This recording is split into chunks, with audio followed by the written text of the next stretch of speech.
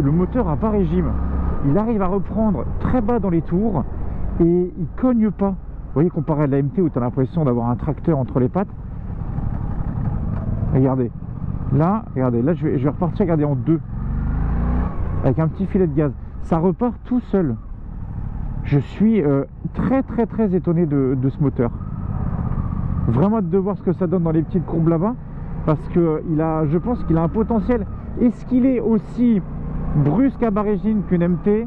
Je dirais non, mais par contre on a cette impression d'avoir quand même du couple à bas régime qui est vraiment très sympa.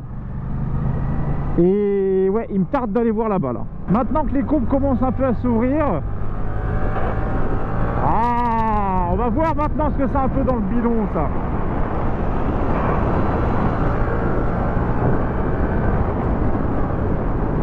J'aime vraiment bien le feeling du châssis. Les pneus, je suis en train de les appréhender doucement, mais j'aime beaucoup le feeling du châssis. Si on devait donner déjà les grosses caractéristiques de cette moto-là, on est sur 83 chevaux, 78 Nm de couple et 202 kg. Suzuki a vraiment décidé de changer complètement sa façon de faire, et là elle nous propose un modèle refait de A à Z. Fini le moteur de la SV que vous connaissez tous, si jamais tu fais des wheelings, tu déjauges, c'est mort. Donc là on est sur un tout nouveau moteur, on est sur un twin en parallèle, un petit peu comme ce que fait la Hornet ou même ce que fait d'ailleurs la MT-07. Je vais profiter un petit peu de cette petite route de montagne qui monte tranquillos pour vous parler un petit peu du ressenti des suspensions. Malgré le fait qu'on ait des suspensions avant qui ne soient pas réglables, je trouve que ça plonge pas tant que ça, malgré mon poids que, voilà, vous avez quand même 105 kg sur la bécane, et les transferts de masse, entre guillemets, de l'avant à l'arrière quand tu mets un coup de frein un peu sec, bah franchement, ça le fait quand même super bien, et je suis vraiment étonné vraiment c'est de la précision du châssis.